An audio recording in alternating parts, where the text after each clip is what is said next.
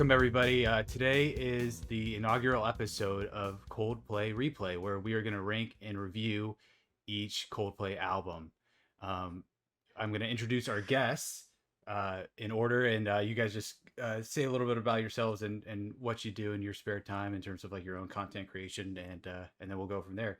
So first up, we got Gino. Gino, you want to tell us a little bit about yourself real quick? Hello, everybody. My name is Gino Venturi, as you may know from Twitter. I just want to preemptively say, like he's famous or something. I just, as you, Gino Venturi, as you know from Hollywood and film.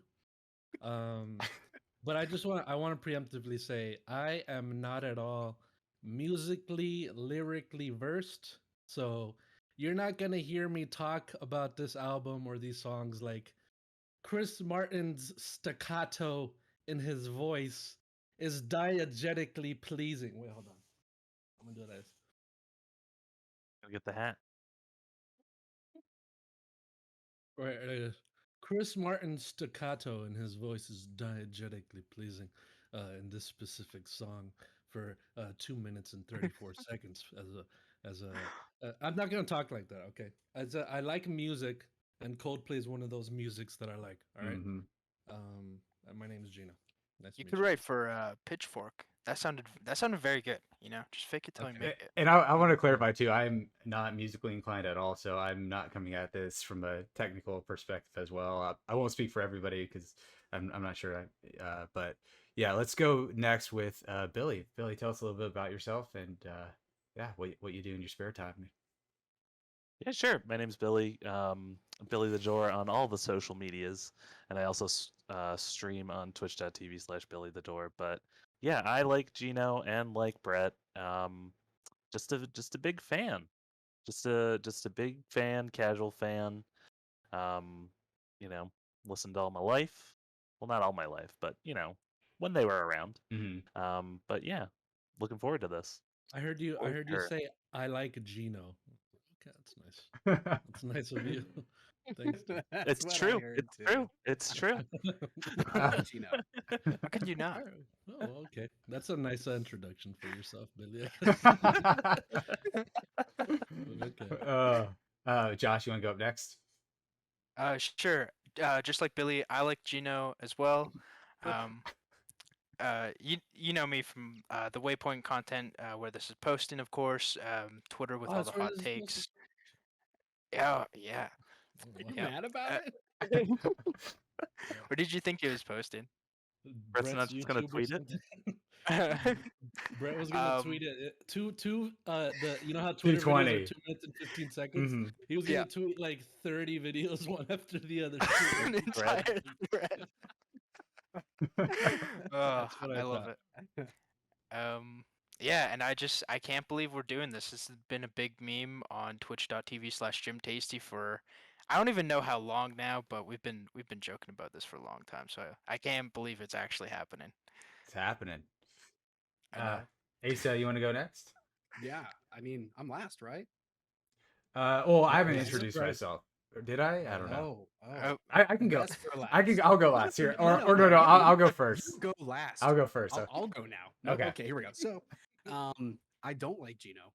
He's a dick. Whoa. That's rightfully banned. I'm kidding.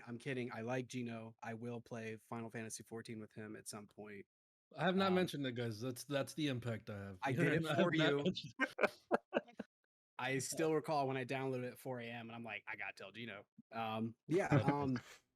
I feel like I'm kind of musically inclined. Okay. Although usually when I listen to Coldplay, I don't think about that whatsoever. Mm-hmm. I just think about the pure feels that it hits me in. You can find me on Twitter at agreenriver07. I also make content under the banner of Borderline Entertainment.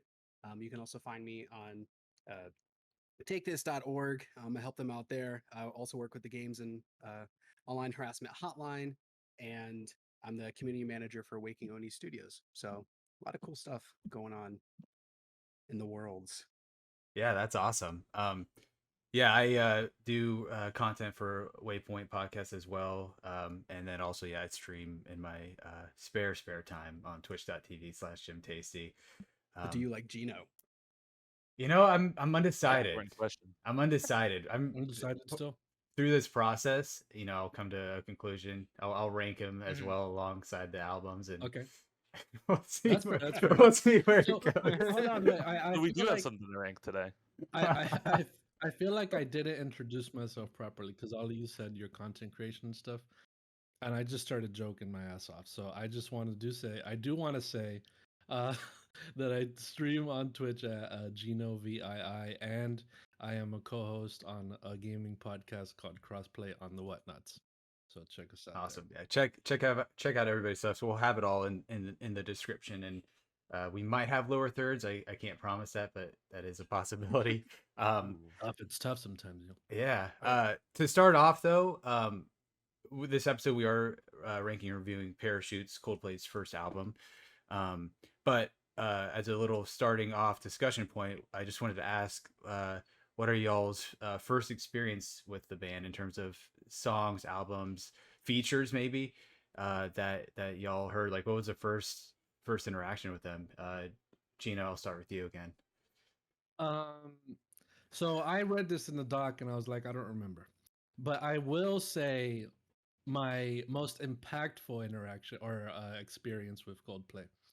And it was for this show. I don't know if you guys have seen this show called Derek with Ricky Gervais Oh yeah. um, on Sounds. Netflix. Mhm. I think he wrote, directed, and he stars in it. But there is a scene in the season finale of the first season where just some backstory. He has no relationship with his dad, but he wants to, and his dad's trying or whatever. And then in the end, he finally gives his dad a chance. But the song that's playing in the background is "Fix You" by Coldplay. Mm. And I have never in my life cried so hard at something. Never in my life. I was open mouth sobbing in that scene. And I told everybody I knew, watch Derek, and they all did the same thing. Open mouth cry at that last scene right there with Fix You by Coldplay. That was my most impactful experience with Coldplay. Wasn't my first though, I'll tell you, because I do have a poor memory of my childhood, not for any reason, just because I have bad memory. But uh, I guess what I do remember as one of my first things is watching the video for The Scientist, Mm. and then like seeing like, whoa, this is going backwards. This is really cool. This is such a cool video. Like that was it. I was like I don't know. I was like 7 years old or something, and that's it. That's all I remember. That's awesome. Yeah, that music video is. I mean, obviously the song itself is incredible, but what they do Oh with yeah. that music video is awesome. Josh, what about you, man? What was your first experience? And then obviously you're a newer fan, so Right. I gotta go. My first experience was hit movie Boyhood. It opens up the movie, and I think it's also used in the trailers too. It's kind of that like they use Yellow by Coldplay, and it's like that quintessential '90s Mm, song they go to. And I remember like watching that movie and then immediately buying it on iTunes, and I've purchased I think 3 singles from iTunes, and that's all I basically know is like the big staple Coldplay singles, yeah. um, of course. And then like Brett nowadays will like tell me a Coldplay song and I'll YouTube it and I'm like, oh, this sounds familiar. Now I've of course heard it on the radio. Mm, And then my favorite Coldplay song, I gotta. I've made this joke so many times, but I'm doubling down. It's "Homecoming" by Kanye West featuring Chris Martin. It sounds like a Coldplay song with Kanye West on it, and it's just a interesting. nice chef's kiss, yeah, It is really good. yeah, right? yeah. Coldplay surprisingly, like, they've dabbled with like hip hop and rap a few times in terms of features with like Kanye or being on Kanye's song, or a lot of Jay-Z features and Mhm. collaboration. And then there's one song on A Head Full of Dreams where he starts spitting bars a little bit. But Billy, what about you, man? What was your first experience and all that? Yeah, so I think I started like around when I was 10 or so, and I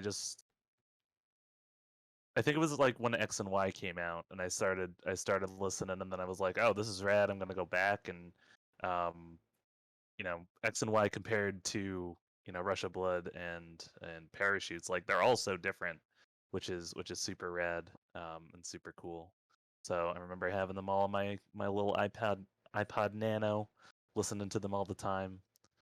You had one of those? Lucky. Oh yeah, oh yeah. Or no, iPad. The what were the ones that were colorful? The minis with the black and white Shuffles? screen. The low shuffle with no screen. No, they had a screen. It was black and Oh, white, but they were colored. I think it Mm. was the iPod Mini. oh, I had a shuffle. Oh. Yeah. Lost Oh, it. those were the clippy ones, right? Yeah, Yeah, those clip on. Yeah. Yeah. Still lost it. Damn. Also, what about you? Man, you know what? I've been trying to think about it. I'm also old, so I I honestly don't remember. So like when the first album came out, I was almost in high school, hmm something along those lines. So it like hit at that perfect time for, not to like talk about it lightly, but it was just like my life situation of like teenage depression, teenage angst. And it was just like the soundtrack, to my life. That and Death Cab Mm. at those times were just bounce back and forth between albums. Um, and we're starting off with a banger because Parachute is actually my favorite out of all of them. Yeah, Oh. mine I too. I I feel like each one has, a lot of great songs on each album, but this one is from first track to last track, 10 out of 10, the Hmm. whole thing. Like I don't think there's one skippable song on this. And sadly, I feel like as we move on, and maybe it's a unpopular opinion, I feel like there are like some skippable chunks of other albums. Mhm. So Yeah, I'm this way, same way. Parachutes is my favorite album. Um, kind of like what you just said as well, like just like that vibe check where it just completely just meshes with me throughout the whole way. I have two distinct first memories with the band. Of one, I didn't know it at the time. I just remember watching the movie at a friend's house when I was like in fifth grade or something. Was Wedding Crashers. On DVD, and that yeah, scene when Owen Wilson and Rachel McAdams are like kind of like falling for each other, and it's like nighttime, and he's about to go knock on his door or her door, and they play Sparks. And I remember yeah. listening to that song, watching the movie. And then another distinct memory, which started me being a fan, was I was at like some school event, and I never really went to any of those like outside school events where like they would have games and all that stuff going on. But I remember going to one in eighth grade, and Viva La Vida came on, and the instant Oof. That's a violin, good one. just like literally, like I'll never forget it. Instantly, it just caught me, and I was like, I need to like go find out more about like who these people are, because it was just, yeah, and it's a great song. So yeah. And then real quick, we'll go around the group here. What's your favorite album? And we'll start with Gino again. Let me see. Let me go through them right now because there's quite a few. I remember I bought the only album that I bought was Magic. Because that's when I was really into Coldplay, and that's the album that came out around that age Uh-huh. that I was into Coldplay. So I just bought that one. Where are the albums? Okay, but I'm gonna have to say my favorite album is Viva La Vida. Mm, great Viva La pick. Vida. The Prospects March edition though, Oh because that yeah, one has Life in Technicolor 2, and I Mhm. love Life in Technicolor 2 very amazing song. much. Lovers in Japan, Wow, freaking good one. Violet Hill, Strawberry Swing. Oh All my those god. songs are incredible, dude. I Oh yeah, love that album. That's the album that I let play through. Parachutes, I have skippable songs there, Asa and Brett. I apologize. that's okay. I do have skippable songs from Parachutes. That's Yeah. that's the thing, at least for me, real quick, is like a lot of them are just like 10 out of 10s, so it's gonna be hard for me personally to like differentiate like which ones I'll like better at the end of the day. But Yeah. Billy, what about you? What's your favorite album out of all nine of them?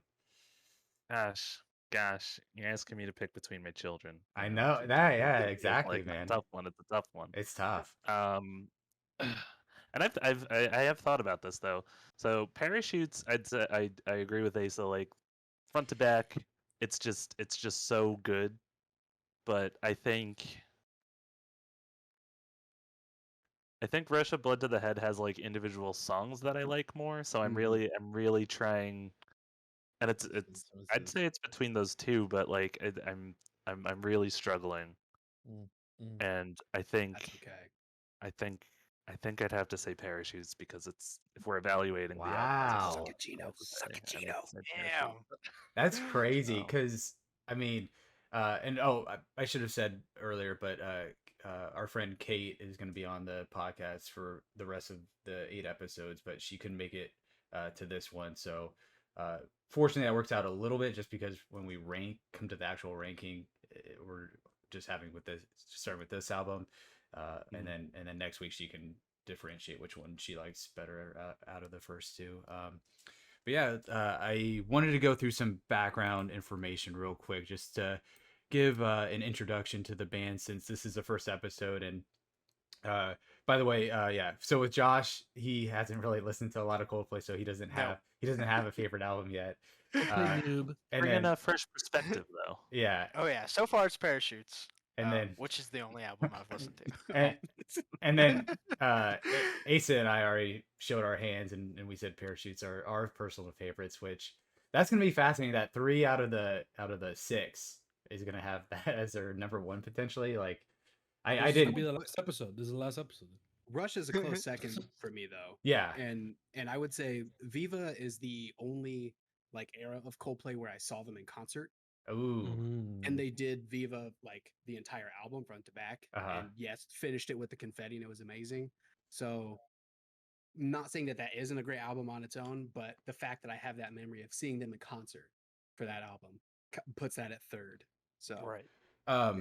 Yeah, actually, now that you brought that up, if I didn't have it in my initial document just because I didn't know if everyone would have a lot of experiences. But has anybody besides Asa and I have seen them live in concert? No, damn it! No. God damn it! I Yeah. wish I did. Billy, My girlfriend saw them live. And I think I could speak on the fact that that changes your life. I assume you guys could say, like watching Coldplay live is life changing. Is a life changing experience. yeah, Because my girlfriend told me in the concert. I forgot which one it was. I think it was what's the one with the Paradise song? Milo. Oh yeah. That one. Mm-hmm. Milo's I think it was for that concert. And was that when he was with Gwyneth Paltrow? Because he I forgot which song he was singing, but she was there. This was in Miami. She was there, and he got off the stage, ran through the like through the bleachers or whatever, the seats, and he went to her and sang in front of her. Oh wow. And that's just such a cool thing to see. And then it's heartbreaking that they divorce a year later. So Yeah. well, and then we got ghost stories. So Yeah. there you go. There you go. Billy. Also, I misspoke. Forgot about X and Y. Sorry, X and Y for me personally is above Viva. Whoa. Go ahead. Okay. Damn. Billy, did you see him in concert or no? No, my brother has though. I think he went during like an X and Y tour. Oh, But nice, man. Yeah, I was jealous. Yeah. Yeah, I saw them for a Head Full of Dreams tour, and just technically, like the show was just incredible. Like the stuff they did at the front stage was awesome. They had like the midi stage that they came out with, and then they played in the back because I got my tickets in the back because I was in college at the time, so I couldn't shell out for like the backstage, hangout passes or whatever they sell. But like I was in the back, and Josh knows this because I sent him the video. Like they physically walked. They physically walked from the front stage to the back, and I had like an aisle seat, so they were like literally like right here. And I was like, You have a video of that? I do. What did Yeah. they smell like? I need to see that. There was like 18,000 people in there, so there's a lot of smells. But yeah, it was good smells. All of them good though. it was great. And when they went in the back too, they played like more of their older stuff and like fan voted stuff, and which at that point a lot of their older stuff was like Parachutes and stuff, which I like. I like all albums, but the earlier era I really gravitate to as well. And so hearing like Trouble and stuff, and like 50 feet away, I was like, oh my gosh, it was unreal. It was crazy. I imagine a Coldplay concert smells like something you've never smelled before, and it's really incredible. It Mhm. is, man. It Am I is. right? You're Am I right. right to say that? Yeah. I feel like it only smelled different at the end when they're like shooting out confetti guns and you just like smell the aerosol Yeah. in the air. It's just very clean Mm, and Right. with a hint of yeah. baby powder. Mhm. Interesting. And Yeah. the last song was Up and Up because they played a bunch of different stuff, Oh, but they ended on Up and Up, and that song is incredible. And walking out of, because we wanted to beat traffic, walking out of the stadium as that song is like just exploding all around you, it was a pretty cool Oh, feeling. that's cool. Yeah. But yeah, let's go through some background info real quick. The band was formed in 1996, and initially it was just Chris Martin, the frontman, and the guy who is the singer, um, and Johnny Buckland, because those two were like I don't know how early in childhood, but they knew each other even before college, and so they had that relationship going in there, becoming friends, and then they added Guy Berryman, and then they added Will Champion. But Guy Berryman's the bass player, and then Will is the drums, and then does anybody know the fifth member of the band? I know Josh knows because I joke with him about it, but there is a fifth member of the band. Does anybody know who that is? Is it in the doc? It is, yeah. So you could cheat. You could cheat if you wanted. Oh, He also has writing credits on a lot of these songs. I was listening with the lyrics up on Apple Music, and they tell you who the song's written by, and so he has some writing credits on these songs. Phil Harvey, their manager, is the fifth member of the band. Am I correct? That's right. Yeah, he was Off the Tough, dome. he was Got that off the dome. he was a longtime friend of Chris Martin, and initially he was the manager, and then he transitioned to um like a creative role where he just gives input to the band and stuff. And yeah, it's pretty awesome. One thing too I want to bring up that's just unrelated to any of this was from the start of this group they had the not mantra, they had like the goal of sharing writing credits of all their music among the band members equally. um Mhm. Uh-huh. I'm not too familiar with like all musical groups, but I know like especially watching the movie, the Queen biopic, of how like the lead singer for Queen, he got so much fame and he got all the credit and all the actual like monetary rewards that set a distinct dynamic between the inner workings of that band. And so with these Yeah. guys, how they've shared everything in terms of credit and all that, like really kind of alleviates a lot of that internal conflict that could potentially arise. Yeah, early band names, their first band name was Pectorals with a Z. Pectorals. Yeah, with Interesting. a The Z. Z. What kind of Oh, inside joke? What man. kind of inside joke was that? Must have been an inside joke. I'm assuming. What a They- Oh loss. Does Chris Martin have nice pecs? yeah. I think they We'll have to just ask couldn't get Gwyneth. it with the S. yeah, Switch it to a Yeah. Z. I wonder if it's a combination of 90s and them being in college at the time. So, I don't know, a lot of crazy stuff happens in college. So, who knows what was going on back then with that name.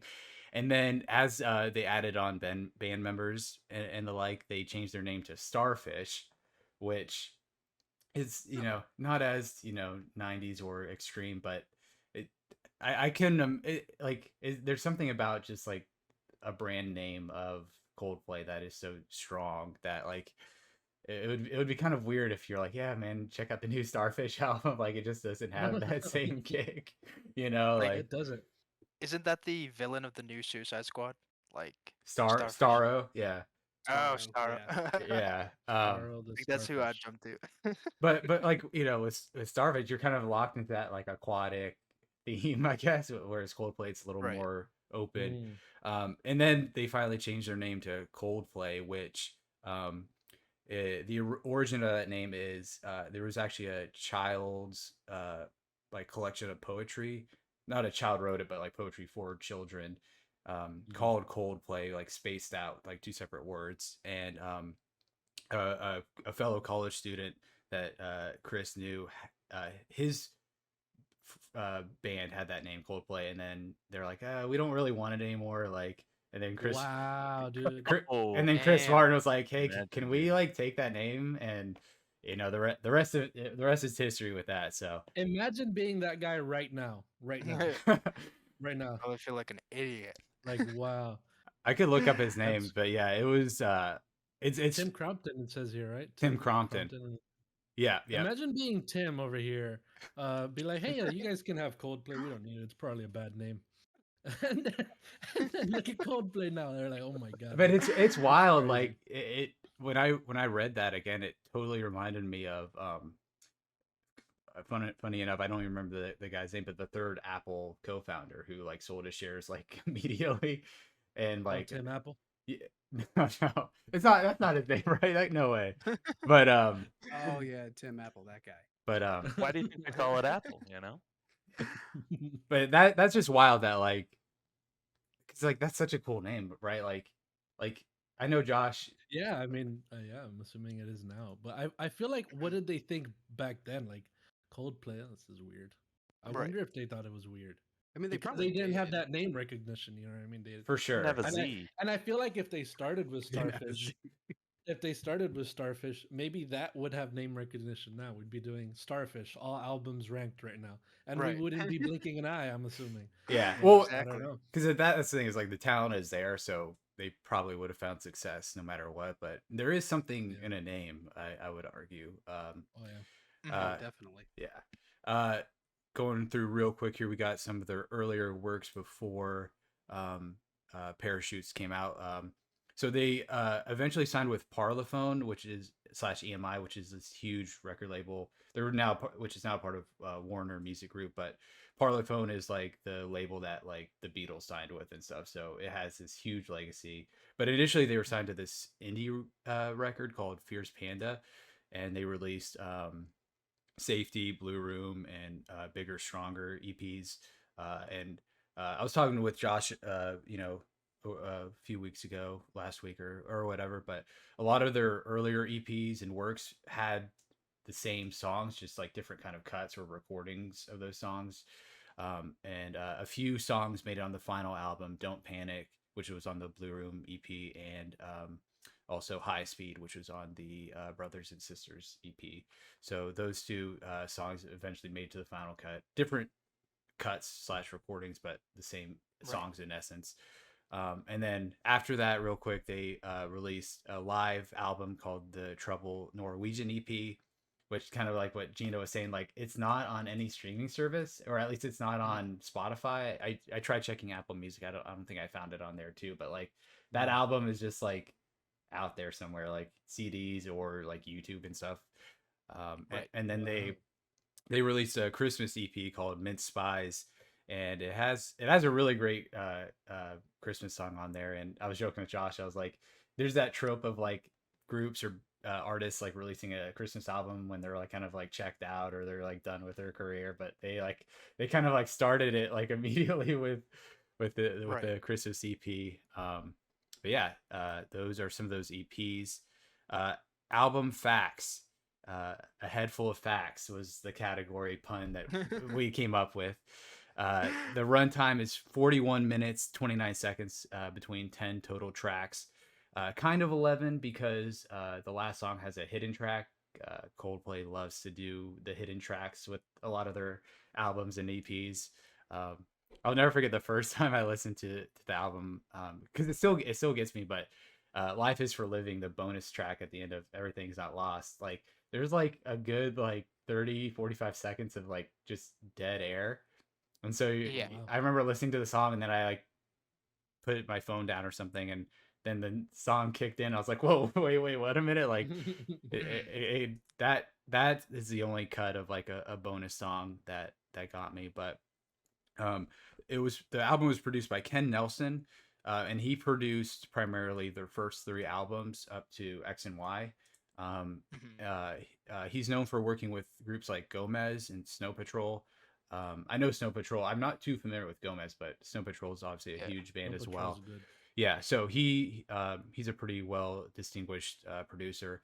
But funnily enough, Chris Allison also produced track 8, which is High Speed, because when they were producing the album, when they're recording it, they started recording in early or late 1999, and they recorded High Speed in that group of recordings, and then Allison, who is a producer, like they just weren't like jiving with each other, so they took like a step back. And ironically enough, during that first recording, they didn't have the concept of Yellow yet, which is like arguably their Dang. biggest song of all time. So Mhm. during that first recording, like they didn't even have that song yet. So it's pretty crazy. But yeah, Allison recorded some of their earlier EPs that we had mentioned before. But that cut that he produced for High Speed made it onto the final album. So it's all Ken Nelson except one track. This one's pretty good. I'm listening to it now. It has the second least plays on the Spotify. High Speed. Dang. Wait, which one? High Speed. High Speed? High Speed, Speed. yeah. Yeah. And one. Yellow, another one. You said their most popular song. It has less plays than The Scientist. Oh. Damn. Okay. Really? Been The, dethroned. the Scientist is at like 1 billion, I think. Dang. And Yellow here is at 909 million. Okay. Okay. Ooh. Everyone jump on Spotify right now and stream Yellow. Wow. No more listening to The Scientist. We're done with it. Yeah, Only we Yellow gotta get from Yellow here on to a out. billion. Yeah, That Yellow reverse- number one. Reverse. Damn. reverse- Yellow's great, but don't panic. Oh my god! And That- their highest song is Something Just Like This. Wow. Yeah, that's a discussion for Interesting, another yeah. time. That's crazy. We know why. We know why. That's I a don't know why. Coldplay song. Yeah. That's wild. Yeah. Sure. Oh my gosh. We won't talk about it anymore. But they led with they had 4 singles that they led with in terms of releasing before the album and after the album. Ironically enough, in the UK they led with Shiver, whereas the US they led with Yellow. I didn't even think about that because I just know Yellow is so popular that that's what they went with. But in the UK they led with Shiver, which is my personal favorite song, but we'll get into that later. And as I mentioned earlier, Yellow was not on the first cut of the album. It Chris Martin came up with the Wild. concept in between the like fall 1999 recording and like the spring 2000 recording that they eventually finished the album with. That's crazy. A lot of their earlier comparisons too, because I know, especially the discourse when I first got into Coldplay was this discussion was very much still alive. Now they've distinguished their sound more, obviously, but they've been compared to bands like Travis, Radiohead, and Jeff Buckley. I haven't listened to too much Travis. I've listened to a lot of Radiohead, and you can definitely see those comparisons, especially with their first 3 albums. And then Jeff Buckley too, like with songs like Shiver, you can easily see that comp of like the different kind of vibes. Jeff Buckley's a great artist. You guys should check him out. The name meaning. So originally they were going to go with Don't Panic or Yellow for the album title. I know Asa likes Don't Panic a lot. But then they decided on parachutes because they said it's a metaphor for something that helps you to safety when in danger. And it was a less depressing title is what they're quoted as saying. So, but kind of like what we were saying earlier, like this album is very comforting. It's a very like mellow vibe. And so I that just the essence of the album combined with that title, like it meshes so well. Like that's why I can't see it any other way. Right. Yeah. So, and with the album cover, which is this globe, a picture of a globe in motion, was taken by the band themselves. Same thing with the album name; they couldn't come up with like a cover, and I don't think anybody knows, or they're not quoted as saying who took the picture, but one of the band members did take the picture of that album cover on a Kodak camera, I believe. There's a mystery photographer. It's Banksy. Banksy took the photo. Banksy took the picture for parachutes. And then the whole theme with the album as they like went on tour and stuff like that was they like had the globe on like Chris's piano or just somewhere on the stage. So that was kind of like their like little trinket that they would bring along with them. Yeah, so it was released on July 10th, 2000. It sold 13 million copies on CD, and it says 2.7 million with the US. And then I brought up some streaming stats too, just because, like we said earlier, like this album and the earlier era of Coldplay was a lot of it was before digital music was a thing, and so a lot of the sales and impact was based on physical sales. But with Spotify, I just checked this a few minutes before recording, for the entire album in terms of adding up all the individual streams of the songs for Spotify, it's over 1.66 billion streams, which is crazy. Obviously, a lot of that is front loaded Yellow. with like Yellow and Yeah, the, there's a lot of the more popular singles. But that was the thing too of like looking up album facts in terms of sales and streams. Is like it's hard to differentiate when you're trying to get the impact of the album when music itself is single led. So a lot of these singles really champion that total impact. And then I did a little YouTube research as well. They don't have all of the songs like, and this is just checking like their official channel. Like obviously if you like look up Coldplay, whatever, it's like you'll have like all these like random accounts like uploading songs and stuff. But this was like half the album because I counted like 5 videos. It was 785 million views for like a couple of their big singles and stuff. So yeah, pretty awesome. And then reception. So Metacritic, I know you guys are looking at it, but Metacritic, I'm not sure like what Metacritic means for music, but that was like the closest aggregate I could get to like I didn't even know there was Metacritics on music. yeah. Oh, yeah. Got it for all of them. But it was like the closest thing I could get to like just an aggregate ranking of 20 reviews from music critics. But Metacritic, the album's at a 72%, which I thought that was hoax. I thought that was kind of low, but like because like a lot of my knowledge is like video game like Metacritics or like even movies, Right. but music is way more subjective. So I feel like that's just the case of like, you know, if you don't vibe with music, like you really don't vibe with it at all. So it's just a completely different kind of ranking system that would go into that. What's interesting though is on Google it has a 98%. Is that Google reviews? Yes. Yeah. Interesting. Interesting. Gino and I are gonna have to throw that number off. Interesting. Drop it down. Yeah. I think it is Viva. I feel like it. Oh, so does Viva 98. Yeah. Oh damn. Nice. Just all r/Coldplay just reviewing their music on Google. I'm gonna go to Metacritic right now. I'm gonna comment. Who are you to tell me this is a 72? But yeah, so 72 Metascore from 20 critic reviews, but then the user score is 8.7 based off of 369 ratings. So Nice. I feel like it's that classic thing of like critics, especially like I don't know. I feel like music critics may be a little more harsh than like movie or video game critics. So Yeah, they're like this. Look. Exactly. Chris Martin's voice waned in 1 minute and 34 seconds in Sparks, and that lowered the percentage of the likability of the song by 2% for me. Man. But yeah, so I wanted to pull a couple reviews from like pretty established magazines. A lot of this was probably written on actual magazines back then. But fortunately I was able to find some of these reviews online.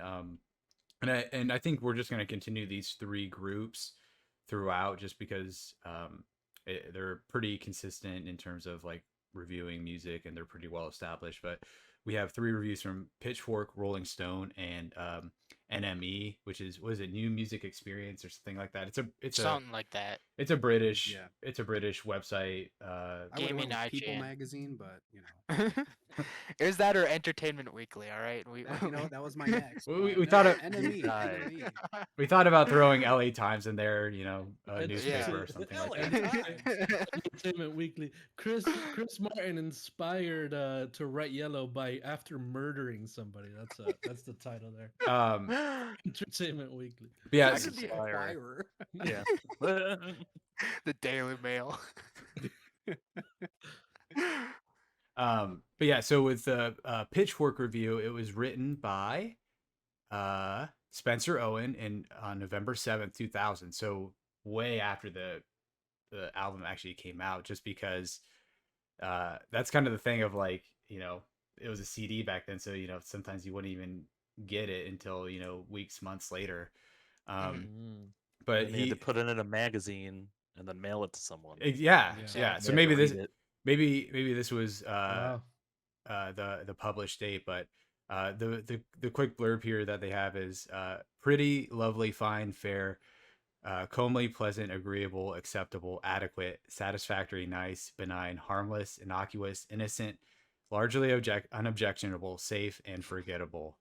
And they gave Wow. it a Damn. 5. Adjectives. They gave it a 5.2 out of 10. So not that great. Oh, But those Wait. were all good words. Those were Yeah, positive words. they were good until the end. Like, yeah, they were good until the end. Like, it had us Yeah. in the beginning, but then Great, at the end, it was just beautiful, like great, forgettable. beautiful. Like, no, Yeah. absolutely not.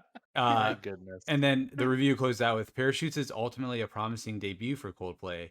If by promising, I mean promising them a windfall of cash and an international popularity. If nothing else, it's Damn. harmless and pretty. Unfortunately, it's nothing else. If that's what you look for in your music, by all means, go for it. If you want substance, I suggest moving on. That guy's So, so mean. That guy's this guy right here, dude. Yeah. That's this guy right here, man. Where's he Oh at now? wow. Probably still writing for Pit. Nobody reads Pitchfork, okay? Yeah. Spencer. Like he's still writing for it probably. Oh, 'cause, and he doesn't Hopefully want to not. give up. and then for Rolling Stone, Matt Deal, He's bashing on Coloratura right now. is he? He's bashing on Twitter. uh, Twitter, that's what he's doing. Yeah, let's fight this guy on Twitter. Matt Deal from Rolling Stone gave it a 4 or a 3.5 out of 5. Okay, And he better. said, on its debut album, Parachutes, this youthful quartet resembles each of the above bands, referencing Radiohead, Travis, bands that we've mentioned already. Coldplay makes straight ahead melodic Britpop that strives for significance with a capital S, even as it was a hard time shaking its influences. You can also hear the ethereal guitar chime of U2, a bit of Dave Matthews, breathy folk implosion, even a misting of Roger Waters era Pink Floyd. More than anyone, however, the ghost of Jeff Buckley lingers here, as a Go Anywhere falsetto on songs like Shiver demonstrates. Parachutes ultimately rises above its influences to become a work of real transcendence. So Matt was a little more positive Yeah, than the last That's a guy. sentence. yeah. That's how you close out a review. Rise a guy above right there. transcendence. That's Mhm. crazy. But I think Wow. I mean, obviously the band is massive, and this is what started it. So there is something Imagine to. a Pitchfork guy feels like an idiot.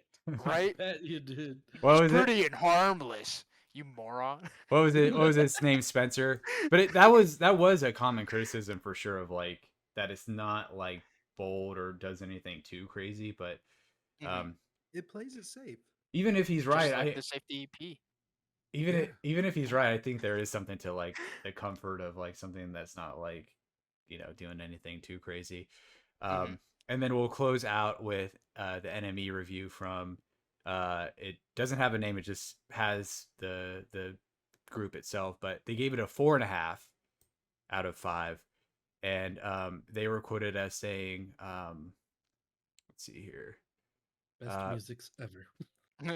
The criticism most often leveled at Coldplay is that they will never be the saviors of rock and roll. They will never cause front page tabloid sensation, and they really like their parents.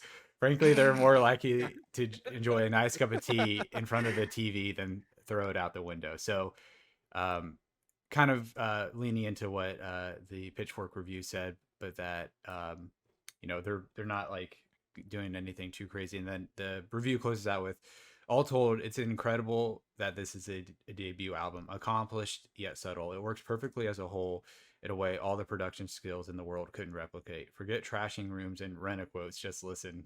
This is really all that matters. Let it be that simple for once. So, leaning into that, simplicity that some people knock the group for, but there is something about the simplicity that does make it a strength, I would argue. But yeah. Absolutely. Mhm. Like if you were to if your first album was this wonky cattywampus mess and this nice word person from Pitchfork, I want to call him something different, but he has his opinions. But like, if they were to take the approach that he's looking for, like Mhm. somebody who's not playing it safe, he'd probably hate that too. Mhm. Oh, this band is 100%. too robust. They're too It's too different. bombastic. This Yeah. it's too different. You call this 100%. music? It's just loud noise, and it's like, oh, you're not really satisfied with anything. At least Exactly. like with the was it NME that did the 4.5 out of 5. Mhm. So like Yep. at least with theirs, like they gave it a great score, Mhm. and they took you through like their story of getting it there. So like Right. they're not trying anything too weird. They're not reaching too far out of the box, but it is a very strong start. Mhm. Mhm.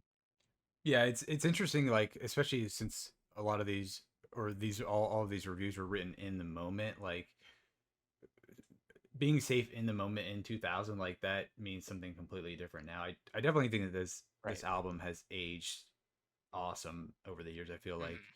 Oh, yeah. people who come to it now, like music's just in such a different place that a lot of the criticisms I think don't hold up as much. Because kind of like with the NME reviews, like that criticism is actually a strength if you look at it a certain way. Mhm. We'll go. This Oh, go ahead. Oh, go ahead. No, go ahead. I was gonna move on to like the awards, but if you want to say something. I was just gonna say that this album is an indie movie darling. Oh yeah. Basically. Oh yeah. From now to the end of time, any indie movie, any Zach Braff TV show is gonna pull a song from this. I mean, like, wasn't it Crazy Rich Asians that like worked really hard to get Coldplay to let them do a version of Yellow in Yeah. Chinese? Yeah. Like, Damn. Yeah. that is a major That was motion incredible. picture still Mhm. pulling from this album. It's never gonna die. Right. And it's wild that you mentioned it, Brett. Like, it's interesting seeing these reviews now, 21 years later, seeing how incredible this album is and these songs are, and the way people spoke about it when it first came out. Mhm. Like everything was so different back then, and like I wonder if these obviously I don't know if some of them are dead or alive, but I wonder what they think now that they're listening, to Coldplay. Obviously, still make music. Um, how they feel about this band that they thought played it safe in the beginning. Mhm. Mhm. Seeing where they are now, it's pretty wild. They're not playing it safe anymore. That's the thing now. Like I know Put out 10-minute songs.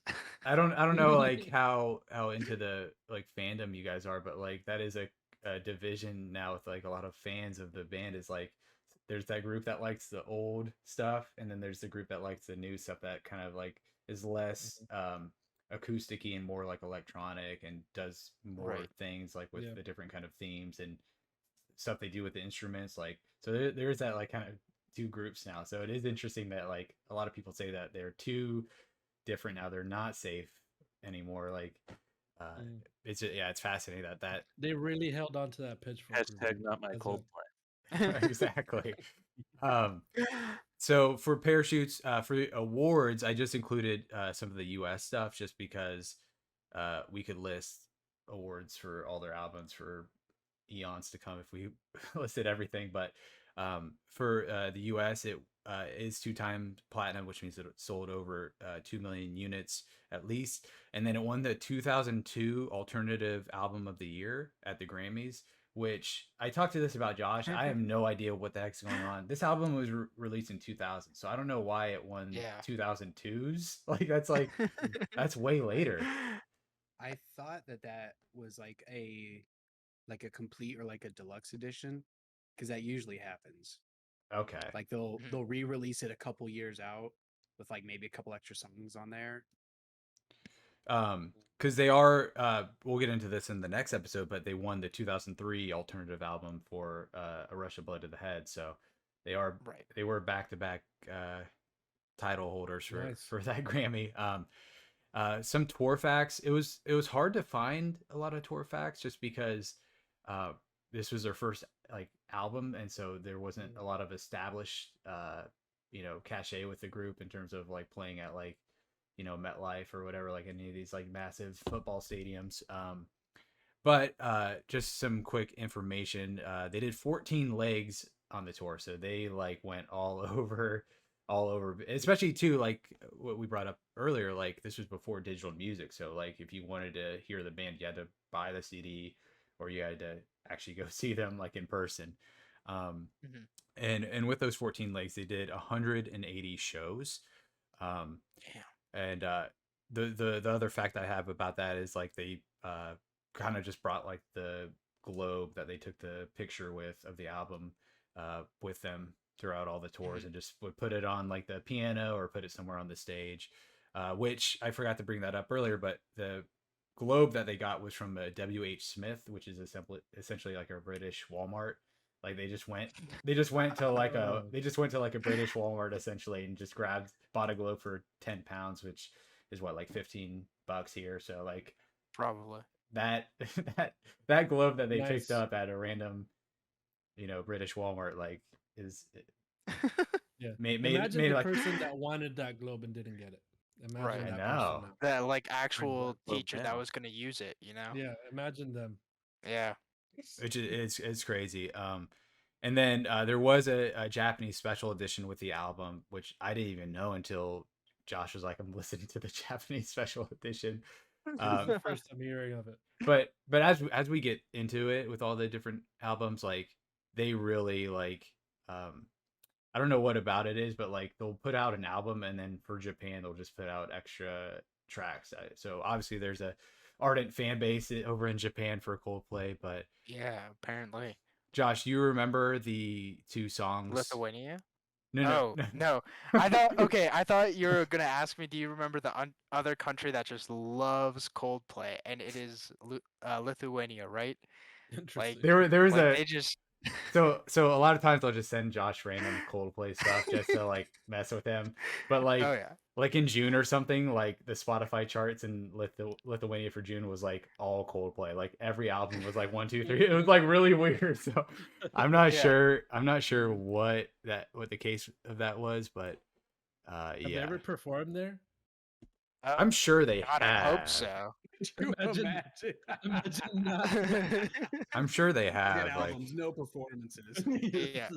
All their YouTube comments, come to Lithuania, you Come to know. Lithuania, like come to Brazil, come to Brazil. Exactly. Come to Exactly. Lithuania. Oh, that's funny. I don't remember the other two tracks on the Japanese edition. it was, I can't remember them either, but it was like two songs from like some of their EPs before, like, Right.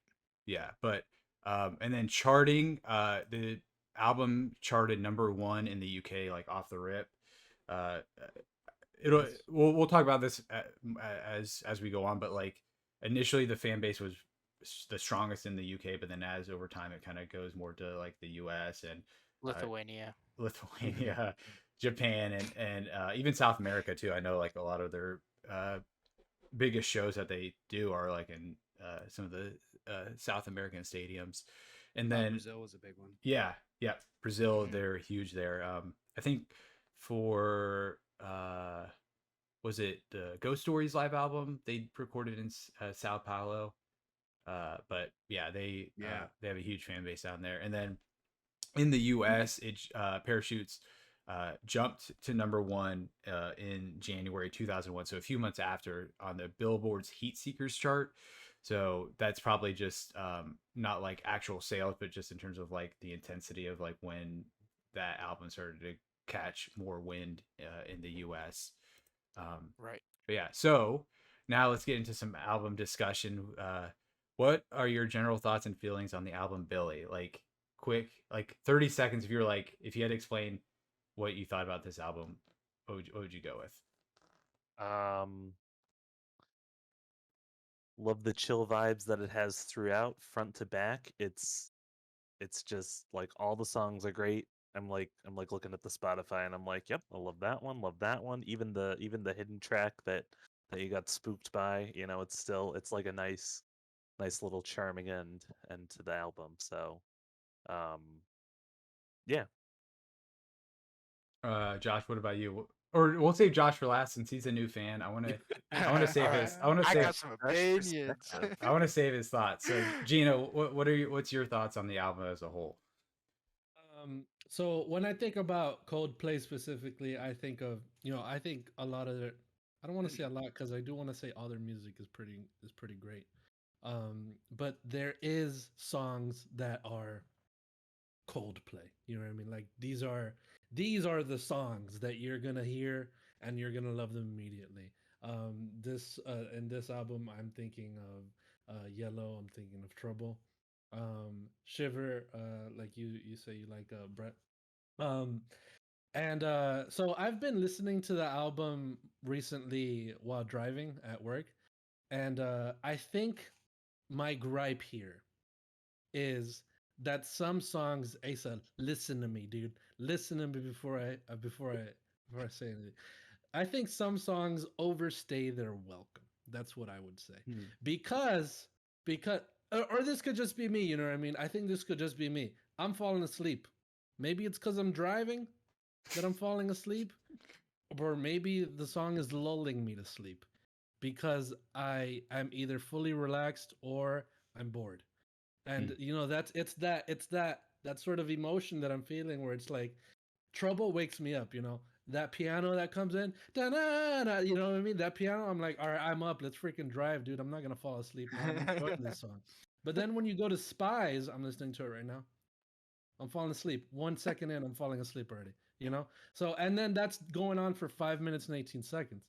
So it's like, I'm bored sometimes maybe, um, but I'm enjoying most of it. So I think a general, if I had to rate it, I would give it an 8 out of 10. 8 out of 10. Okay. 8 out of 10. Trouble being my favorite from this album, of course. That was very NME of you. But let's trash it and be like, you know what? But it's still brilliant. Yeah, but it still slaps. Exactly. But NME 100%. has the British bias because they're a British magazine, so that's why they gave it like the 4.5. Yeah. That bumped it up like half a half a You got rating. those British points. Exactly. I do. I should have just said what I should have just said was this album is incredible. I loved it so much. I love every single song. Every single song hypes me up. 1 out of 10. But it's Stayed forgettable quiet and and it's stayed pretty quiet. and harmless. Not for me. Asa, what are your thoughts, man? Just overall thoughts on the album. Yeah, I mean, just overall, this is one that I go back to a lot, like when I'm listening to Coldplay, and more like specific songs. Like I don't just go back and listen to the whole album, but in preparation, like for this episode, I'm like, you know what? I'm just gonna listen from start to finish, and I did that like 3 times in a row. Mm-hmm. I did it like while I was cutting grass, while I was doing some work, and while I was just like jamming, doing some dishes. Like it puts me in a headspace. Thankfully now, like not I don't succumb to my depression, but um now it just like puts me in this very very like thoughtful headspace. Mm-hmm. So I don't get bored when I listen to it. I get very, for lack of a better term, pensive and reflective. And yeah, I just there isn't a song like, I mean, I guess the only one that I could see maybe would be Spies. That is like, oh shoot, it's still going on. But it's not like I'm like looking at my watch like, come on, Spies, like let me see that 000. It's just like, wow, we didn't transition to a new song yet. Like it's still going. All right, cool. So yeah. Josh, what are your thoughts on Parachutes? I listened to it for the first time today, full way through, and then I had some stuff to do, so I listened to it in the car. I like the pacing of it. It feels like for every upbeat track, then they follow it up with kind of a slower tempo track, which kind of like helps build out the pacing. And I love them. Standouts for me, obviously, Shiver. That sounded like that was just excellent. The distorted just like guitars gave me kind of a OK Go kind of vibe. If y'all know Mm-hmm. that band and um, the like crazy music videos they do. Um, Trouble probably one of the weaker songs for me just because I have arachnophobia and he's talking about being you know up in a spider web, didn't like it, didn't Interesting. vibe with it. Parachutes, the title track, also way too short. I don't know what was going on there. 46 seconds.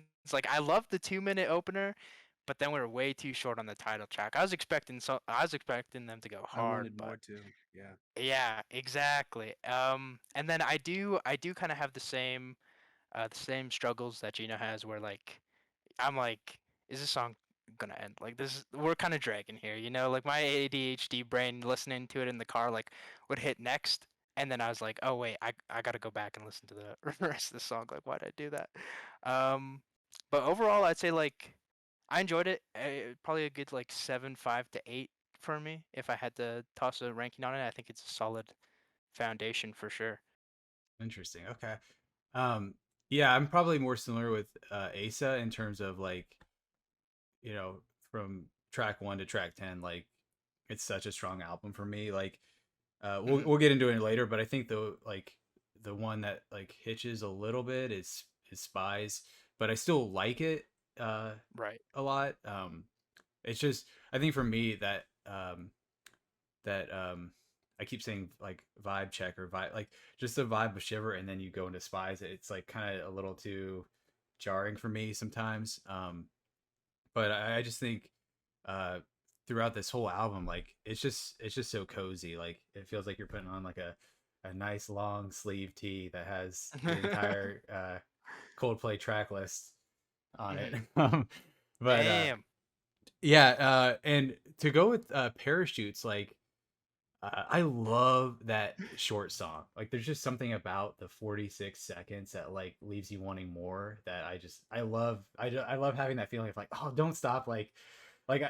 I've definitely listened to like cuts on YouTube of like that song extended. Like people just Mhm. make fan Yeah. edits of that because like kind of speaking how I said it was so cozy. Like it's like he's like almost whispering in that song, and I just love that. It's like so intimate, and we'll get into it later, like throughout all the albums. But they do a lot of transition tracks where there's like literally no singing sometimes, or very little singing, or they'll do these transition tracks like the title track Parachutes, where it's 46 seconds, super short, and it's just meant from kind of like holding over from one song to the next. Yeah, Right. um, Shiver is probably my favorite song. But I love Dope Panic. It's a great starter. Like it is so, so intimate, so reflective.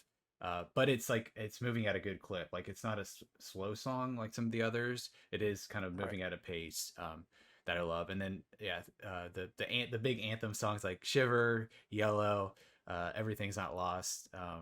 Are just so wonderful. Everything About Lost is underrated in my opinion. I love the piano in that, especially at the end too when he's just like singing his heart out. It's always a uplifting Mhm. song that I love, and it's a good closer too because it literally is like uplifting at like a lot of the song as Asa said is like some of it's like kind of like uh, not I wouldn't say depressing, but it is very reflective of like what the band was going through individually.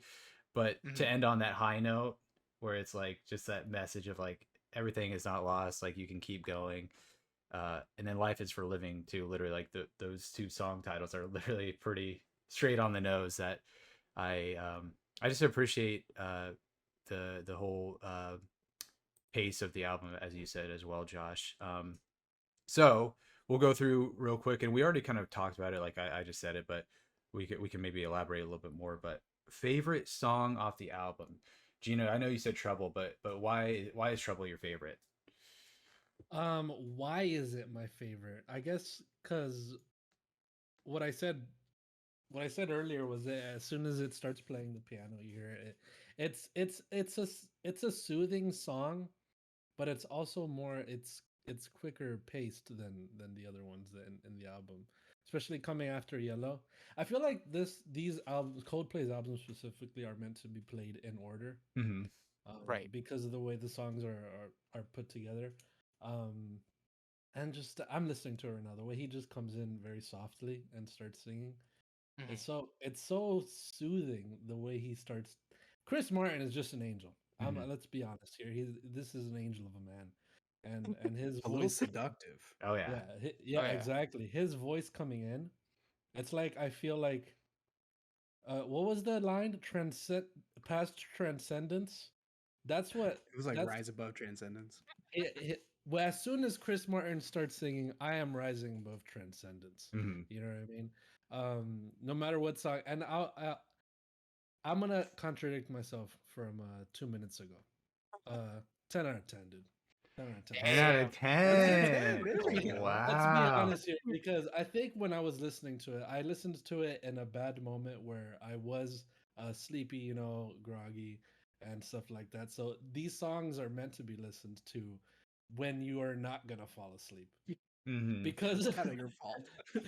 so it is kind of my Spies is still trash, let's be honest. But 100%. Shiver is extremely good. I love the way that song starts. Mhm. And it's just trouble. I don't know, man. It's such a it's it makes me reminisce of something that I don't know about. You know, it makes you just have that emotion without necessarily thinking about anything. Mm. And the constant piano that you guys hear from the beginning, just it keeps coming in, and it keeps reminding you that, you know, we're here. This is a soothing song, you know. And then he Mhm. comes in again and he starts singing. It's just so good, man. I don't know how else to describe it. I've risen above transcendence, and now I'm not. I don't think I'm speaking English anymore. You know, I don't know what language I'm talking. Dude, yeah, Transcended beyond English. the piano, Lithuanian. the piano in Trouble is incredible. They played that live at the concert I went to, and I have a YouTube video, and like seeing it live, it's just another level. And we talked earlier like Yeah. how there's not a lot of live music from this era, but there are like recordings from random concerts that I have on like my iPhone of like like some of their live stuff from that era, and it's just incredible. Like especially when you're playing live, you're kind of riffing a little bit more and you're switching it up. Um, Yeah. but yeah, it's a great song. Billy, what about you? What is your favorite song off this album?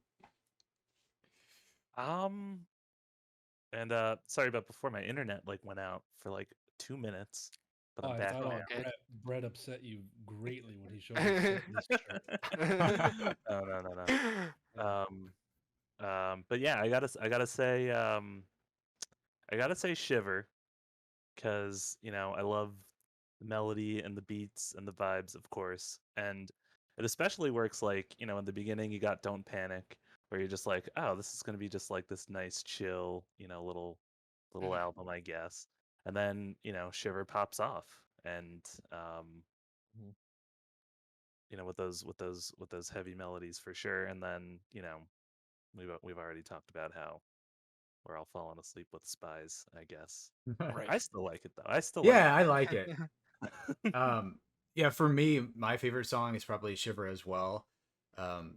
We've talked all about throughout this episode of how like intimate and cozy it is, but Shiver is still intimate and cozy, but it still has that anthem feel. So it's like working on almost two levels of like it's still this like like song you could listen to in like a coffee shop, but then also like listen to them perform it in front of like 50,000 people or something. It's like it's pretty crazy like that. In my opinion, the song works on both levels, and the music video too is I love it so much. The music video is so great because it's so simple. It's literally the band in this room in a circle, and the camera just goes around them the entire song, and it's just them playing the song. Um, and then like Chris Martin's wearing like a Rolling Stones t-shirt. Will Champion, the drummer's wearing like a Space Invaders t-shirt. It's like you really like see like how like from humble beginnings they began like in terms of they're just wearing like Space Invaders t-shirts and stuff like in their Mhm. official music videos. But Asa, what is your favorite song off Parachutes? Yeah. So Don't Panic is my favorite one. And the funny story about that, just I mean, I think that's the best song on the album. Just from like a personal standpoint. Um, it came at just like a time in my life when I needed it. The whole album did so. And real quick, let's do a vibe check. How old was everybody when this album came out? I just need to get an idea of where I'm at. Let's 7 years old. let Josh go early so you can get over the I effects. just turned 2 when this album came out. Okay. We- Billy. To Seven. Gino, you said 7. Yeah, it was 7. Billy. It's also 7. Yeah, Okay. I was 7 as well. Yeah. Okay. All right. I was 13. Okay.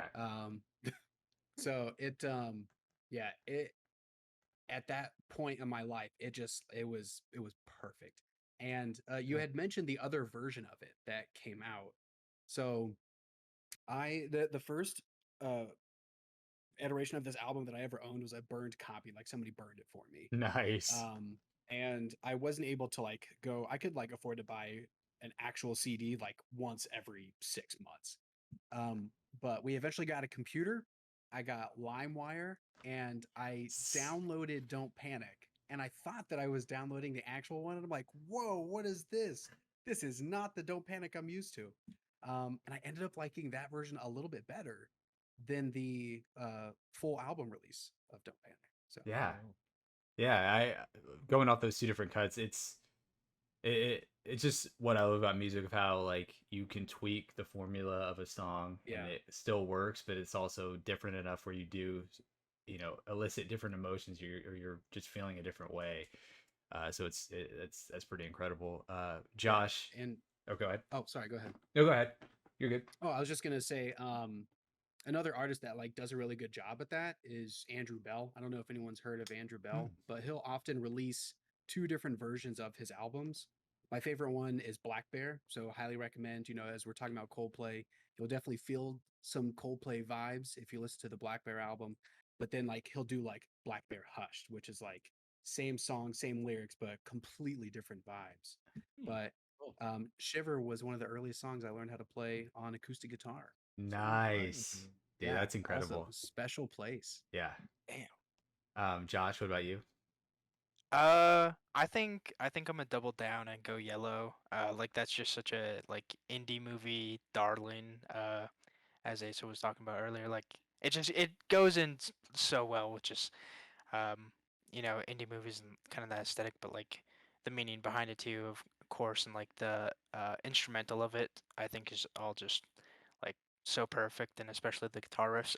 However, I like because I did just listen to it today, I do also want to say like Shiver like is a close second, almost like tied for first. Like I love Shiver, and as I was saying earlier, like the guitar riffs, the okay go kind of vibes, but also like mixed with like lyrics about unrequited love. Like it's definitely like a sad boy song, but you're also just like kind of bouncing and bobbing to it because it's just going hard. So yeah, Yellow and Shiver are my standouts for sure. Yeah, I definitely vibe with the unrequited love. Kind of like what you were saying, Asa. Like I got into this album when I was like 13 or 14 as well, much later. But it's that thing of also the fact that when I got into music, it was the iTunes era. So you only, oh, you get a $10 gift card. Oh, you can't buy the whole album. You only can buy like a couple of songs. So you gotta pick your spots. And so like Right. you would pick those songs and then you would just listen to those way more because those were the only songs you had from that album. So yeah, Shiver definitely has a soft spot in my heart. Now we're gonna go to our next category. The one that I came up with today, as I was trying to come up with like fun categories, is Hot Stop. What is our least favorite song on this album? But let's be nice. Let's be constructive. Like, don't be like Spencer from Pitchfork. Like, It's pretty but harmless, or pretty and harmless. Is that what he said? yeah. Yeah. Bill, you want to go first? What's your least favorite song? So again, you're asking me to say Uh-oh. what's my least favorite. I guess I had an easy time saying which was my favorite child. Mhm. I guess it'll go to Spies for just like there could be one less verse, Hmm. There could be one less verse, so Uh, yeah. okay. Actually, I want to do something different here. Raise your hand if Spies is your least favorite song. Pretty sure we can all say it. No, it's not. No, Josh, it's not Oh. yours either. I thought, okay. I thought we were Oh, all. boy. I thought we were I all don't know. gonna say. I have some beef with some other songs. Okay. Oh dear. Gino, what's your least favorite song off the album? It's Spies. I've been that's what I've been saying since I started talking about it. Yeah. I feel like it overstays its welcome a little bit. It's also the least played one on Spotify from what I'm looking at here. So a lot of people share that sentiment, I believe. Damn. Josh, what's your least favorite song? I kind of want to go. Is it Life? Life is Life is for living. Is that the What? 30 seconds added on to Everything's Not Lost? Like I was so like until you brought it up in the facts, Brett, like I was so confused listening to it this morning because I was so into Everything Is Not Lost. I was like what a beautiful closing to this album.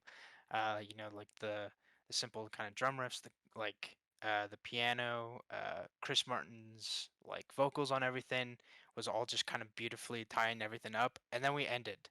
And then we sat there for 20 seconds and then we like Frankenstein a 30-second like completely different song onto this like beautiful like ending track and I was just so it was jarring. It was baffling. I was so confused. I had no idea what was going on. So it felt like they had like two different drafts and like two different paths for how this album could end and they just didn't know what they wanted to do so they kind of just like I said, mixed and matched them together. And so, yeah, if I like, uh, I'd have to definitely go Life is for Living for sure.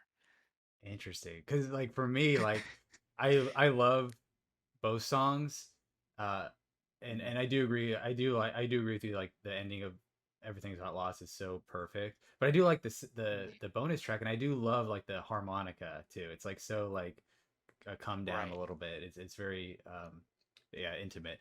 Maybe Uh, if it would have came at a different point of the album, Pot it would, yeah.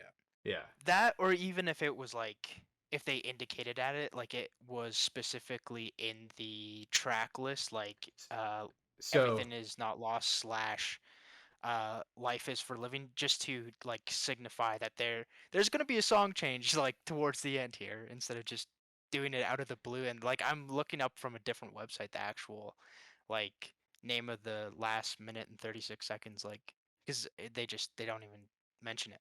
yeah, it's interesting that you mentioned that because when I got into the album on iTunes and the CD and a lot of the listings they don't include it, but Spotify they do. They're like hidden track. So Oh, okay. that's interesting that like there's that difference. Asa, least favorite song.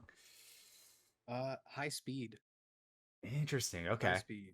Yeah, I feel like as somebody who just watched the brand new Paw Patrol movie, um, you see the different pups, and they all have something very unique about them. Right. And now this is spoilers for the new Paw Patrol movie. Spoiler Okay, warning. I have to go. Spoiler warning.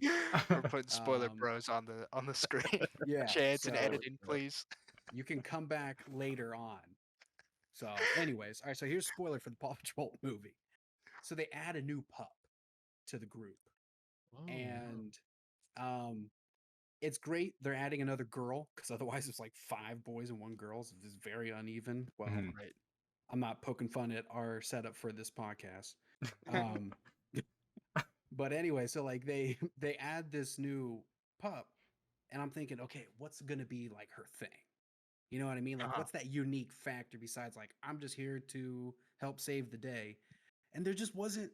She gets a Vespa. It's not like tricked out. It's like you just get the one dog that has a motorcycle type car, and that's what makes her unique and special. And it's like high speed's good. Right. Like it's doing what it needs to do, but it doesn't have like you can almost talk even spies. You talk about spies in its length and you're like, oh, it drags on. At least it's doing something that is a little bit like different. To me, High Speed is a great song, but it just like kind of stays at that level. Mhm. I feel like when the Pitchfork guy was writing his review, maybe he only listened to High Speed and he's like, man, they're really not trying anything different here Yeah. Right. because the rest of the album they do. So That's interesting that you picked High Speed because as I mentioned in the beginning, like High Speed is off of the first cut recording with the original producer. So when Ken Nelson came in to record the final cut of the album, like you can I definitely see what you're saying with like the different just tone you get from high speed and the different mixing and all that. So I definitely understand where you're coming from. For me, it's probably Spies. And it's not like I love the lyrics. I love the guitar and piano, how it's kind of like going very high and very low, up and down. Um, there's just something about the very end of the song when he's like singing very high that like, now I love when he hits those high notes, but there's something about the mixing with his voice and the instruments that gets kind of jumbled up for me, that it just makes it hard to listen to a little bit. So that would probably be my least favorite song. But again, kind of like what Billy said, they're all my favorite children. It's probably my favorite album, so it's hard to like get too harsh on it because I just love the album so much. And as we get to the end, we're gonna rank the album. Now, since this is a first episode, there's nothing to rank it against, but the criteria Where it's gonna go. the criteria we're going to include is singles, lyrics, the instrumentation, the themes of the album cover, and then it's not listed on here, but like we can include things like music videos, the live albums, things like that. If I know certain live albums from different album eras like really make me appreciate the actual album so much more. So that will all be included for the ranking. But since this is our first episode, Parachutes will sit at number 1. Yay! You're on number And- 1. You did it, Heck Terry. yeah, You dude. did it. Let's see how long it stays there. Let's see how long it stays there. So Parachutes is at number 1, and I'm gonna rank Gino at number 2. I know earlier I said I was gonna rank him, but I like number 2. Close second. first is the worst, second is the best, right? So Parachutes is at number 1. But yeah, thank you guys for being a part of this. Thank you all for watching. If you guys have any constructive criticism, things we could do better, all that, please let us know. But yeah, thank you for watching, and we will see you next week for a rush of blood to the head. Bye, guys.